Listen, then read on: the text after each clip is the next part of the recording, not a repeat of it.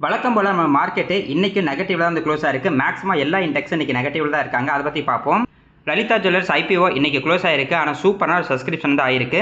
Grey market premium ரொம்ப நல்லா இருக்கு. அதே மாதிரி தான் சன்ஷைன் பிக்சர்ஸும் ஐபிஓ சப்ஸ்கிரிப்ஷன் சூப்பராக போயிட்டு இருக்கு. அதை பற்றியும் பார்க்க போகிறோம். நம்ம சப்ஸ்கிரைபர்ஸ் நிறைய பேர் பிஎஸ்சி லிமிடெட் பற்றி கேட்டிருந்தாங்க. இந்த ஸ்டாக்கை நம்மளும் ட்ராக் பண்ணிக்கிட்டு இருக்கோம். இப்போ என்ன பண்ணலாம் அப்படிங்கிறது நம்ம தெளிவாக வந்து பார்க்க போகிறோம். வருஷத்துக்கு 4லேருந்து 5 தடவை டிவிடெண்ட் கொடுக்கக்கூடிய சூப்பரான ஒரு ஸ்டாக்கை பற்றியும் பார்க்க போகிறோம். இந்த வீடியோ ஃபுல்லாக பாருங்க. கண்டிப்பாக உங்களுக்கு ரொம்ப யூஸ்ஃபுல்லாக இருக்கும். நிஃப்டி 50 இன்னைக்கு 0.32% நெகட்டிவ்ல தான் க்ளோஸ் ஆயிருக்கு. கிட்டத்தட்ட 76 புள்ளி நெகட்டிவ்ல வந்து க்ளோஸ் ஆயிருக்கு. நம்ம நிஃப்டி 50யும் தொடர்ந்து வந்து கீழே போயிட்டே தான் இருக்கு. நம்ம நினைச்ச மாதிரி 24,000 புள்ளியை கீழே போகிறதுக்கும் நிறைய வாய்ப்பு இருக்குது. அப்படி போனுச்சுன்னா கூட நிறைய ஆப்ஷன் நம்மளுக்கு கிடைக்கும். ஆனால் இன்றைக்கி நிறைய இண்டெக்ஸ் நெகட்டிவ்ல தான் க்ளோஸ் ஆயிருக்கு. பேங்க் பீஸு 0.36% negative, MO defence 1.60% negative, silver 2.34% negative, gold 0.55% வந்து negative, auto 0.42% negative, IT 0.30% positive, mid 150 0.23% வந்து நெகட்டிவ். நிஃப்டி 50ல டாப் 5 கெனர்ஸில் ஹெச்சிஎல் டெக்னாலஜிஸ் இருக்காங்க, ஜேஎஸ்டபிள்யூ ஸ்டீல், சன்பார்மா இருக்காங்க, எட்ரன் இருக்காங்க, விப்ரோ இருக்காங்க. அதே மாதிரி தான் டாப் 5 லூசர்ஸில் Max health care, Coal India, Power Grid, Bajaj finance, ITC வந்து இருக்காங்க. பார்ப்போங்க. தொடர்ந்து நம்ம மார்க்கெட்டு கீழே தான் போயிட்டு இருக்கு. கொஞ்சம் இன்க்ரீஸ் ஆனால் ரொம்ப நல்லா இருக்கும். நம்ம வந்து வெயிட் பண்ணிட்டு இருக்கோம். லலிதா ஜுவல்லர்ஸ் ஐபிஓ இன்னைக்கு வந்து க்ளோஸ் ஆயிருக்கு. கிட்டத்தட்ட 71 மடங்குக்கு மேலே சப்ஸ்கிரிப்ஷன் அப்படிங்கிறது வந்து ஆயிருக்கு. ரீட்டைல் பீப்பிளை பொறுத்த வரைக்கும் 11 மடங்கும், QIP வந்து பார்த்தீங்கன்னா 98 மடங்கும், NI வந்து பார்த்தீங்கன்னா 218 மடங்கும், எம்ப்ளாயிஸ் 7 மடங்கு டோட்டலாக வந்து சப்ஸ்கிரிப்ஷன் வந்து பண்ணியிருக்காங்க. லோ வேல்யூஷனில் இந்த லலிதா ஜுவல்லர்ஸ் IPO வந்து வருது. அதே மாதிரி இன்னைக்கு கிரே மார்க்கெட் பிரீமியம் ரொம்ப சூப்பராக இருக்குது. கிட்டத்தட்ட 19.90%, அதாவது 20% பக்கத்தில் கிரே மார்க்கெட் பிரீமியம் இருக்குது. கிட்டத்தட்ட 40 ரூபாயில் இருக்குது. அதாவது அவங்க ஐபிஓ வர ப்ரைஸை விட 40 ரூபா லிஸ்டிங் கெயின் கொடுக்கறதுக்கு நிறைய வாய்ப்பு இருக்குது அப்படின்ற மாதிரி இருக்குது. இன்றைக்கியோட க்ளோஸ் ஆயிடுச்சு. நாளைக்கு வந்து பார்க்கலாங்க. நாளைக்கு யாரெல்லாம் அப்ளை பண்ணியிருந்தீங்களோ அதோட கன்ஃபர்மேஷன் வந்துடும். பார்ப்போங்க. இப்போ தொடர்ந்து நானும் பண்ணிகிட்ருக்கேன். ஆனால் ஒரு 4-5 ஐபிஓ எனக்கு கிடைக்கல. இந்த ஐபிஓ கிடைக்குதா அப்படின்ற மாதிரி வந்து பார்ப்போம். QIP வந்து பார்த்தீங்கன்னா நேற்று வந்து கம்மியாக இருந்தாங்க. 1 மடங்கு கூட சப்ஸ்கிரிப்ஷன் வந்து பண்ணலை. ஆனால் இன்றைக்கி வந்து பார்த்தீங்கன்னா கிட்டத்தட்ட 98 மடங்கு வந்து சப்ஸ்கிரிப்ஷன் வந்து பண்ணியிருக்காங்க. இந்த QIPயை பொறுத்த வரைக்கும் லாஸ்ட் டேட்டில் தாங்க எல்லாருமே சப்ஸ்கிரிப்ஷன் வந்து பண்ணுவாங்க. அடுத்தது சன்ஷைன் பிக்சர்ஸு. இந்த கம்பெனியோட ஐபிஓ நாளைக்கு வந்து க்ளோஸ் ஆக போகுது. ஆனால் இன்றைக்கி வந்து பார்க்கும்போது கிட்டத்தட்ட 19 மடங்கு சப்ஸ்கிரிப்ஷன் அப்படிங்கிறது ஆயிருக்கு. மேபி நாளைக்கு இதை விட ரொம்ப அதிகமாகிறதுக்கு நிறைய வாய்ப்பு இருக்குது. இதோட கிரே மார்க்கெட் பிரீமியம் கிட்டத்தட்ட 21% வந்து இருக்குது. 77 ரூபாய். இப்போ வந்து பார்த்தீங்கன்னா அதோட ப்ரைஸ் வந்து அதிகமாக இருக்குது. எப்படி பார்த்தாலும் நம்ம ஐபிஓவை பொறுத்த வரைக்கும் எந்த அளவுக்கு அதிகமான subscription plus grey market premium அதிகமாக இருக்கோ அந்த அளவுக்கு லிஸ்டிங் கெயின் கிடைக்கிறதுக்கும் ஓரளவுக்கு வாய்ப்பு இருக்குது.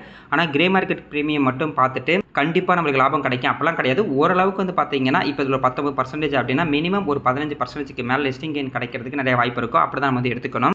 சன்ஷைன் பிக்சர்ஸை பொறுத்த வரைக்கும் இப்போதைக்கு ரீட்டைல் பீப்புள் 19 மடங்கு மேலேயும், QIP வந்து பார்த்தீங்கன்னா 0.27 மடங்கும், NI வந்து பார்த்தீங்கன்னா 88 மடங்கு சப்ஸ்கிரிப்ஷன் வந்து பண்ணியிருக்காங்க. எனக்கு தெரிஞ்சு இந்த 2 IPO வந்து பார்த்தீங்கன்னா நல்ல ஒரு லிஸ்டிங் கெயின் கொடுக்கறதுக்கு நிறைய வாய்ப்பு இருக்குது. வெயிட் பண்ணி பார்ப்போம். அதே மாதிரி நேற்று நம்ம வீடியோவில் Milky Mist Shiprocket IPO பற்றி நம்ம வந்து பேசிகிட்டு இருந்தோம். நம்ம சப்ஸ்கிரைபர்ஸ் நிறைய பேரும் கமெண்ட்ஸ் வந்து கொடுத்துருந்தாங்க. நிறைய பேருக்கு வந்து கிடச்சிருக்கு. ரொம்ப வாழ்த்துக்கள்ங்க. இதே மாதிரி நல்ல IPOக்கு வந்து நம்ம வந்து சப்ஸ்கிரிப்ஷன் பண்ணிவிட்டு லிஸ்டிங் கெயின் கிடச்சதுன்னா ரொம்ப நல்லாவே இருக்கும். அடுத்தது பிஎஸ்சி லிமிடெட். இந்த ஸ்டாக்கை பற்றி நம்ம சப்ஸ்கிரைபர்ஸ் நிறைய பேர் வந்து கேட்டுருந்தாங்க. ஏன் அப்படின்னா அதோட கையிலேருந்து இப்போ லோ ப்ரைஸில் வந்து ட்ரேட் ஆகிட்டு இருக்கு. அதனால இது நல்ல ஒரு வாய்ப்பாக இருக்குமா அப்போ நம்ம தான் கேட்டுட்டு இருக்காங்க. நம்மளும் இதை பற்றி பார்த்துருந்தோம். இப்போது கரண்ட் ப்ரைஸ் 3347 ரூபாய்க்கு வந்து ட்ரேட் ஆகிட்டு இருக்கு. பிஎஸ்சி கம்பெனி பற்றி தெரியாதவங்களுக்காக சொல்கிறேன். இவங்க வந்து பார்த்தீங்கன்னா பாம்பே ஸ்டாக் எக்ஸ்சேஞ்சு. இந்த மார்க்கெட்டில் யார் லாபம் எடுத்தாலும் சரி நஷ்டம் எடுத்தாலும் சரி இந்த கம்பெனி வந்து லாபத்தில் தான் இருப்பாங்க. ஏன் அப்படின்னா யாராவது ஒரு ஸ்டாக்கை வாங்கி விற்று இல்லை லாஸில் விற்றாலும் சரி, ப்ராஃபிட்டில் விற்றாலும் சரி, இல்லை செக்யூரிட்டி பாண்டு மியூச்சுவல் ஃபண்டு எதை வாங்கி எதை விற்றாலும் சரி இவங்களுக்கான கமிஷன் அப்படிங்கிறது வந்துக்கிட்டு தான் இருக்கும். அதனால் இந்த கம்பெனி வந்து பார்த்தீங்கன்னா கடைசி வரைக்கும் இருந்துகிட்டு தான் இருக்க போகுது. இவங்களுக்கு எந்த ஒரு பிரச்சனையும் கிடையாது. நம்ம இந்தியா பொறுத்த வரைக்கும் ஸ்டாக் மார்க்கெட்டில் இப்போ 100 பேரில் வெறும் 6 பேர் 7 பேர் தான் இன்வெஸ்ட்மெண்ட் அப்படிங்கிறது வந்து பண்ணியிருக்காங்க. இன்னமும் இந்த பர்சன்டேஜ், அதாவது அதிகமான பீப்புள்ஸ் வந்து ஸ்டாக் மார்க்கெட்டில் இன்னும் இன்வெஸ்ட்மெண்ட் பண்ண இவங்களுக்கு க்ரோத் வந்து பார்த்தீங்கன்னா கண்டிப்பாக அதிகமாக இருக்கும். இப்போ இருக்கிறத விட இன்னொரு 10 வருஷம் கழிச்சு நிறைய பேர் ஸ்டாக் மார்க்கெட்டில் வந்து இன்வெஸ்ட்மெண்ட் வந்து பண்ணிகிட்டு இருப்பாங்க. அதனால் கண்டிப்பாக ஷேர் மார்க்கெட்டோட க்ரோத்தும் ரொம்ப அதிகமாகவே இருக்கும். நம்ம இந்தியாவில் முன்ன சொன்ன மாதிரி இந்த மார்க்கெட் வந்து பார்த்தீங்கன்னா கடைசி வரைக்கும் இருந்துகிட்டு தாங்க வந்து இருக்கும். மார்க்கெட் கேப்பு 1,36,000 கோடிக்கு மேலே வந்து இருக்குது. ஸ்டாக்கோட பி ரேஷியோ அப்படிங்கிறது கரண்ட்டாக வந்து பார்த்தீங்கன்னா 48 இருக்குது. இண்டஸ்ட்ரி பி ரேஷியோ வந்து 47 வந்து இருக்குது. இண்டஸ்ட்ரி பி ரேஷியோவில் தான் இப்போ ஸ்டாக்கோட பி ரேஷியோவே இருக்குது. புக் வேல்யூ 164 ரூபாய் வந்துருக்கு. ROC 60%, ROE 46%, ROIC 224%, OPM 64% வந்து இருக்குது. ஓவரால் அந்த பர்சன்டேஜ் ரொம்ப ரொம்ப சூப்பரான ஒரு பர்சன்டேஜ். இன்ட்ரின்சிக் வேல்யூ 1992 இருக்குது. பிஇஜி ரேஷியோ 0.38 வந்து இருக்காங்க. ஆக்சுவலாக பிஇஜி ரேஷியோ 2க்கு கீழே இருக்கணும் அப்படின்ற மாதிரி எதிர்பார்ப்போம். இது வந்து 0.38 தான் வந்து இருக்குது. டெப்ட் ஈக்விட்டி 0 உங்களுக்கு கடனே கிடையாது. ப்ரைஸ் டு புக் வேல்யூ 20 வந்து இருக்குது. ஓவரால் அந்த பர்சன்டேஜ் எல்லாமே ரொம்ப ரொம்ப சூப்பரான ஒரு பர்சன்டேஜ். அடுத்தது இவங்களோட சேல்ஸ் growth வந்து பார்க்கலாம். லாஸ்ட் ஒரு 5 வருஷத்தில் 52%, ப்ராஃபிட் growth வந்து பாருங்கள் 69% வந்து இருக்குது. அதுக்கு ஈக்குவலாக ஸ்டாக்கோட ப்ரைஸும் லாஸ்ட் 5 வருஷத்தில் 93% வந்து இன்க்ரீஸ் ஆயிருக்கு. அதாவது 5 வருஷத்துக்கு முன்னாடி இந்த ஸ்டாக்கில் ஒருத்தர் முதலீடு பண்ணியிருந்தாங்கன்னா வருஷம் கிட்டத்தட்ட 93% இந்த ஸ்டாக்கோட ப்ரைஸ் வந்து இன்க்ரீஸ் ஆயிருக்கு. ரிட்டர்ன் ஈக்விட்டி வந்து பார்த்தீங்கன்னா கிட்டத்தட்ட 28% வந்து இருக்குது. அடுத்தது இந்த ஸ்டாக்கோட ரிட்டர்ன் வந்து பாருங்கள் லாஸ்ட் 5 வருஷத்தில் 26 மடங்கு வந்து இன்க்ரீஸ் ஆயிருக்கு. கரெக்டாக இது வந்து பாருங்கள் ஒரு ஹை போகுது, லோ போகுது, ஹை போகுது, மறுபடியும் லோ போகுது. இது வந்து ஸ்டாக்குக்கு மட்டும் கிடையாது, இண்டெக்ஸும் இப்படி தான் வந்து ஒர்க் ஆகும். அதனால் ஒரு ஸ்டாக்லேயே இல்லை ஒரு இண்டெக்ஸ்லேயே முதலீடு பண்ணும்போது அதோட கையில் இருக்கிறத விட லோ வந்ததுக்கப்புறம் நம்ம முதலீடு பண்ணும்போது நம்மளுக்கான ரிட்டர்ன் அப்படிங்கிறது வந்து அதிகமாக கிடைக்கும். அதுக்கு தான் தொடர்ந்து என்ன சொல்லுவாங்கன்னா எஸ்ஐபியில் வந்து முதலீடு பண்ணுங்க. அதாவது மார்க்கெட் கீழே இருந்தாலும் சரி, மார்க்கெட் மேலே இருந்தாலும் சரி, நம்ம தொடர்ந்து ஒரு அமௌண்ட்டை இன்வெஸ்ட்மெண்ட் பண்ணிட்டு இருக்கும்போது ஹைலி இன்வெஸ்ட்மெண்ட்டோ லோவில் இன்வெஸ்ட்மெண்ட் பண்ணும்போது ஒரு லாங் டர்ம் வந்து பார்க்கும்போது நல்ல ரிட்டர்ன் கிடைக்கும் அப்படின்ற மாதிரி சொல்லுவாங்க. அது மாதம் கொஞ்சம் முதலீடு பண்ணுறவங்களுக்கு கரெக்டாக இருக்கும். இப்போ நான் வந்து பார்த்தீங்கன்னா ஹையில் இருக்கிறத விட எப்போலாம் லோவில் வருதோ ஒரு இண்டெக்ஸாக இருந்தாலும் சரி, இல்லை இண்டிவிஜுவல் ஸ்டாக்காக இருந்தாலும் சரி, எப்போ லோ வருதோ அப்போ நம்ம முதலீடு பண்ணுவோம் நம்மளுக்கு அதிகமான ரிட்டர்ன் கிடைக்கும் அப்படிங்கிறது என்னோட எக்ஸ்பீரியன்ஸ் வந்து நான் தெரிஞ்சுக்கிட்டேன். அதனால் இப்போ மாதம் அமௌண்ட் போடாட்டியும் பரவாயில்ல. இப்போ எக்ஸாம்பிள் இந்த மாதம் ஒரு 10,000 என்கிட்ட இருக்குது, ஆனால் இந்த மாதமே நான் இன்வெஸ்ட்மெண்ட் பண்ணணும் அப்போலாம் கிடையாது. அந்த 10,000 அப்படி வச்சிருப்பேன். அடுத்த மாதம் இந்த கம்பெனியோட ஸ்டாக் எப்போ கீழே வருதோ அப்போ அதில் நான் போய் இன்வெஸ்ட்மெண்ட் வந்து பண்ணுவேன். அப்படி தாங்க வந்து பண்ணிகிட்ருக்கேன். இப்போ வந்து பார்த்தீங்கன்னா இந்த கம்பெனி சூப்பரான ஒரு கம்பெனி, நல்ல ஒரு க்ரோத்தில் இருக்கக்கூடிய கம்பெனி அப்படிங்கிறது நம்மளுக்கு வந்து தெரிஞ்சிருச்சு. ஏன்னா ரிட்டர்ன் ஈக்விட்டி கிட்டத்தட்ட 30% மேலே வந்து இருக்குது.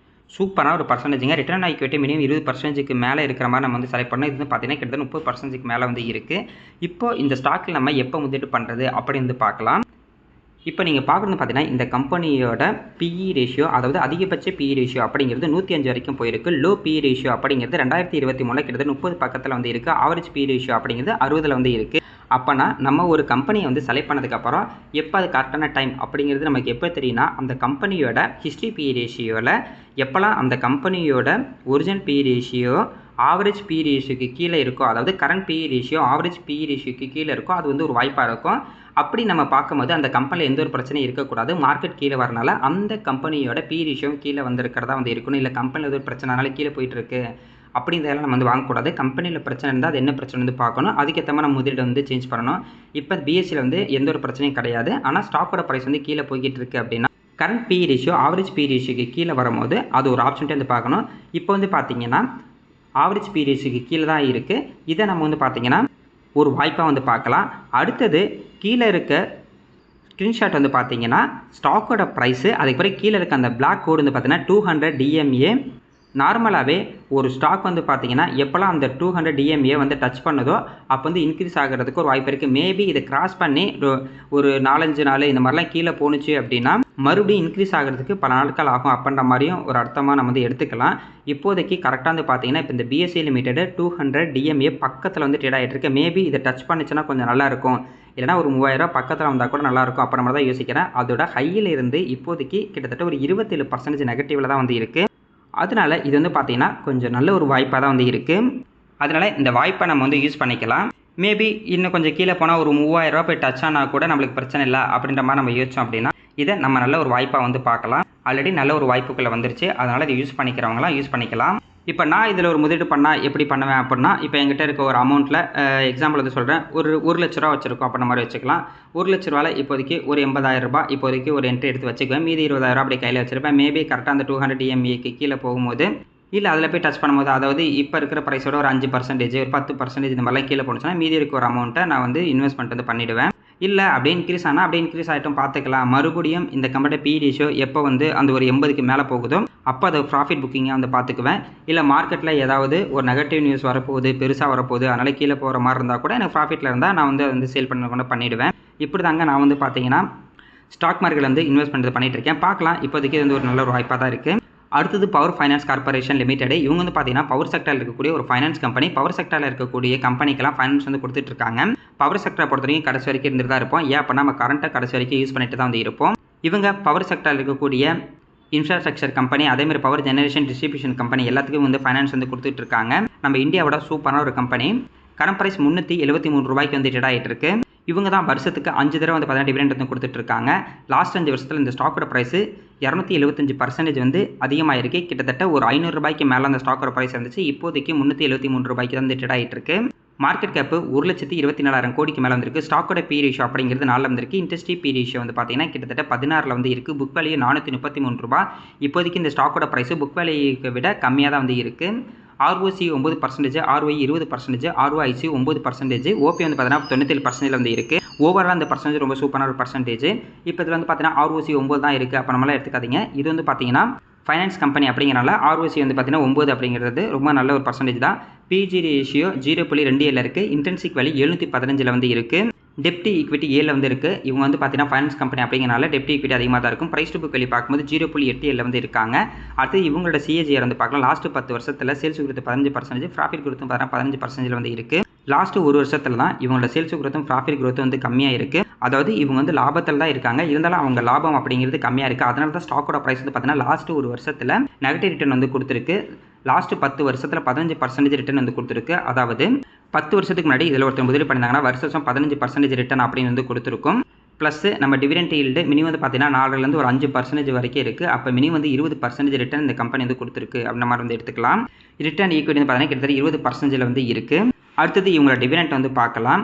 2026 2வது மாதம் 3வது மாதம் 7வது மாதம் டிவிடெண்ட் கொடுத்துருக்காங்க. இந்த 8வது மாதம் 27ஆம் தேதி, அதாவது ஆகஸ்ட் 27ஆம் தேதி ஒரு ஷேருக்கு ₹3.90 அப்படிங்கிற டிவிடெண்ட் வந்து தரப்போகிறாங்க. ஆல்ரெடி அனௌன்ஸ்மெண்ட் வந்து பண்ணிட்டாங்க.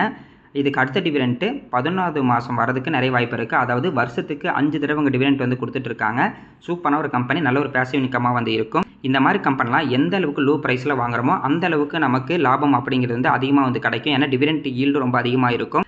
ஓரளவுக்கு நிறைய குவான்டிட்டி நம்ம சேர்த்து வச்சுட்டோம் அப்படின்னா நமக்கு நல்ல ஒரு பேசிவ் இன்கம் அப்படிங்கிறது வந்துகிட்டே இருக்கும். KPI கிரீன் எனர்ஜி இந்த ஸ்டாக்கை பற்றி கேட்டிருந்தாங்க. தொடர்ந்து கீழே வந்துகிட்டே இருக்குது. கிட்டத்தட்ட 52 வியூக்குள்ள பக்கத்தில் தான் இருக்குது. ஃபஸ்ட்டு இந்த கம்பெனி பிஸ்னஸ் பற்றி பார்த்தாலாம். இவங்க வந்து பார்த்தீங்கன்னா சோலார் அண்ட் விண்ட் பவர் ப்ராஜெக்டில் வந்து இருக்காங்க. அதாவது காற்றாலை, அதுக்கப்புறம் சூரிய மின்சக்தி, இன்ஃப்ராஸ்ட்ரக்சர் டெவலப்மெண்ட்டு, அதை ஓன் பண்ணுறது, மேனேஜ் பண்ணுறது, மெயின்டைன் பண்ணுறது எல்லாமே வந்து பண்ணிகிட்டு இருக்காங்க. சிம்பிளாக சொல்லணும் அப்படின்னா நம்மக்கிட்ட இடம் இருக்குது, ஒரு 100 ஏக்கர் இல்லைனா ஒரு 50 ஏக்கர் இடம் இருக்குது அப்படின்னா இவங்ககிட்ட போயிட்டு எங்கிட்ட இடம் இருக்குங்க, நீங்கள் இதில் ஒரு காற்றாலையோ இல்லை சோலார் பேனல் நீங்கள் வந்து போட்டுங்க அப்படின்னா அது வந்து டெவலப் வந்து பண்ணி தருவாங்க. இல்லை ஆல்ரெடி நம்மக்கிட்ட சோலார் பேனலாக இருக்குது, ஒரு 10 ஏக்கர் 20 ஏக்கருக்கு நான் வந்து சோலார் பேனலாக வச்சுருக்கேன், நீங்கள் வந்து மெயின்டைன் பண்ணி கொடுங்க அப்படின்னா அது மெயின்டெனன்ஸ் வந்து பண்ணுவாங்க. இல்லை அப்படின்னா இவங்ககிட்ட நம்ம இடம் கொடுத்தா போதும், அவங்களே என்ன பண்ணுவாங்கன்னா சோலார் விண்டு இல்லைனா ஹைப்ரிட் பவர் பிளான்ட்டை உருவாக்கி அதுலேருந்து கரண்ட் தயாரித்து அவங்களே வந்து விற்றுருவாங்க. அதுக்கடுத்தது இப்போ பெரிய பெரிய கம்பெனிலாம் இருக்கும். இப்போ பெரிய சாஃப்ட்வேர் கம்பெனி இருக்குது, இல்லைனா பெரிய மேனுஃபேக்சரிங் கம்பெனி இருக்குது அப்படின்னா அவங்களுக்கு இந்த சோலார் டெவலப் பண்ணி தரது இல்லைனா ஆப்ரேட் பண்ணுற இந்த மாதிரி எல்லா ஒர்க்கும் வந்து பண்ணிகிட்ருக்காங்க. அதுவும் இல்லாமல் இப்போ சோலார் இல்லைனா ரினியூவல் ப்ராஜெக்ட்டுக்கு தேவையான இன்ஜினியரிங், ப்ரொக்யூர்மெண்ட்டு, கன்ஸ்ட்ரக்ஷன் எல்லாமே வந்து பண்ணிகிட்ருக்காங்க. சிம்பிளாக சொல்லணும்னா இவங்க மேக்ஸிமம் பிஸ்னஸ் அப்படிங்கிறது சோலார் அண்ட் விண்டு, அதாவது ரினியூவல் எனர்ஜியில் தான் இருக்குது. ரினியூவல் எனர்ஜியை பொறுத்த வரைக்கும் நம்ம இந்தியாவில் மட்டும் கிடையாது, வேர்ல்டு வைடு அதுக்கு முக்கியமான க்ரோத்தில் வந்து இருந்துகிட்டு இருக்குது. அதாவது வேர்ல்டு வைடாக பார்க்கும்போது நிறைய கண்ட்ரிஸ் இப்போ வந்து பார்த்தீங்கன்னா ரினியூவல் எனர்ஜிக்கு வந்து ரொம்ப முக்கியத்துவம் வந்து கொடுத்துட்ருக்காங்க. முடிஞ்ச அளவுக்கு இதுக்கப்புறம் எலக்ட்ரிசிட்டி வந்து ரினியூவல் எனர்ஜிலேருந்து அதிகமாக நம்ம எடுக்கணும் அப்படின்ற மாதிரி தான் பிளான் பண்ணிகிட்ருக்காங்க. அதனால் இந்த கம்பெனிக்கு பெரிய பாசிட்டிவ் வந்து நிறைய இருக்குது. கரண்ட் ப்ரைஸ் ₹307 வந்து ட்ரேட் ஆகிட்டு இருக்குது. லாஸ்ட் 5 வருஷத்தில் 422% வந்து பார்த்தீங்கன்னா இன்க்ரீஸ் ஆகிருக்கு. கிட்டத்தட்ட 680-700 பக்கத்து இந்த ஸ்டாக்கோட ப்ரைஸ் இப்போதைக்கு ₹300 வந்து ட்ரேட் ஆகிட்டு இருக்கு. இதுக்கு காரணம் என்னென்னு நம்ம அடுத்து வந்து பார்க்கலாம். மார்க்கெட் கேப்பு 6000 கோடிக்கு மேலே இருந்திருக்கு. ஸ்டாக்கோட பி ரேஷியோ அப்படிங்கிறது 13 இருக்குது. இண்டஸ்ட்ரி பி ரேஷியோ அப்படிங்கிறது 23 வந்து இருக்குது. ROC 13%, ROE 17%, ROIC 11%, OP 35% இருந்திருக்கு. ஓவரால் அந்த பர்சன்டேஜ் வந்து ரொம்ப நல்ல பர்சன்டேஜ் தான். ஆனால் இப்போ இந்த பர்சன்டேஜ் வந்து குறைஞ்சிருக்கு. அது ஏன் அப்படிங்கிறத அடுத்த ஸ்லைடில் வந்து பார்க்கலாம். இன்டென்சிக் வேல்யூ ₹933 வந்து இருக்குது. கரண்ட் ப்ரைஸ் வந்து பாருங்கள் ₹307 இருக்குது. Book value ₹154. பிஜி ரேஷியோ 0.21 வந்து இருக்குது. டெப்ட் ஈக்விட்டி 1.71 இருக்குது. டெப்ட் ஈக்விட்டி மட்டும் கொஞ்சம் இங்கே வந்து அதிகமாக இருக்குது. கடன் அப்படிங்கிறது கொஞ்சம் அதிகமாக வந்து வாங்கியிருக்காங்க. அடுத்தது ப்ரைஸ் டு புக் வேல்யூ பார்க்கும்போது 1.95 வந்து இருக்குது. அடுத்து இவங்களோட CAGR வந்து எடுத்து பார்க்கலாம். லாஸ்ட் 5 வருஷத்தில் சேல்ஸ் growth வந்து பார்த்தீங்கன்னா 92%, ப்ராஃபிட் growth 85% வந்து இருக்குது. இது 2% சூப்பரான ஒரு பர்சன்டேஜ். ஆனால் லாஸ்ட் ஒரு வருஷத்தில் வந்து பார்க்கும்போது சேல்ஸ் growthம் 40%, ப்ராஃபிட் growth வந்து பார்த்தீங்கன்னா 27% வந்து இருக்குது. ஆனால் ஸ்டாக்கோட ப்ரைஸ் வந்து பார்க்கும்போது லாஸ்ட் 5 வருஷத்தில் 85%, வருஷம் 85% லாஸ்ட் 5 வருஷமாக இன்க்ரீஸ் ஆயிருக்கு. ஆனால் லாஸ்ட் ஒரு வருஷத்தில் வந்து பார்க்கும்போது 42% நெகட்டிவ் ரிட்டர்ன் ஈக்விட்டி வந்து பார்த்தீங்கன்னா இதுக்கு முன்னாடி 21% வந்து இருக்குது. ஆனால் லாஸ்ட் ஒரு வருஷத்தில் வந்து பாருங்கள் 17% அப்படின்ற மாதிரி வந்து குறைஞ்சிருக்கு. அதாவது இவங்களோட சேல்ஸ் growthம் ப்ராஃபிட் growthம் லாஸ்ட் ஒரு 2 வருஷமாக வந்து குறைஞ்சிக்கிட்டு இருக்குது. அதுதான் முக்கியமான ஒரு காரணமாக இருக்குது இந்த ஸ்டாக்கோட ப்ரைஸ் கீழே போகிறதுக்கு. இன்னொரு நெகட்டிவ் ஒன்று இருக்குது. என்னன்னா, இவங்களோட ப்ரொமோட்டர் வந்து பார்த்தீங்கன்னா அவங்ககிட்ட இருந்த ஷேர் வந்து ஃப்ளெக்ஸ் வந்து பண்ணியிருக்காங்க. அதாவது இவங்ககிட்ட இருக்கக்கூடிய அந்த ஷேரை கிட்டத்தட்ட 44% அடமானம் வச்சு அதுலேருந்து காசு வந்து வாங்கியிருக்காங்க. அது எப்போ அப்படி வாங்குவாங்க அப்படின்னா, இவங்ககிட்ட வேறு ரிசோர்ஸே இல்லை, அதாவது காசு உள்ளார கொண்டு வரதுக்கு வேறு வாய்ப்பு இல்லை, எந்த ஒரு பேங்க் கடன் தரல அப்படிங்கிறப்ப அவங்கள்ட்ட ஷேர் வந்து பார்த்தீங்கன்னா ஃப்ளெக்ஸ் பண்ணுவாங்க. அப்படி பண்ணுறது மேக்ஸிமம் ஷேர் மார்க்கெட்டில் வந்து பார்த்தீங்கன்னா நெகட்டிவாக வந்து இருக்கும். அதனாலேயே ஸ்டாக்கோட ப்ரைஸ் வந்து பார்த்தீங்கன்னா கீழே போயிருக்கு. அடுத்தது இவங்களோட குவார்ட்டர்லி ரிசல்ட் வந்து செக் பண்ணிவிடுவோம். சேல்ஸ் வந்து பார்த்தீங்கன்னா 694 கோடி வந்து இருக்குது இந்த குவார்ட்டரில்.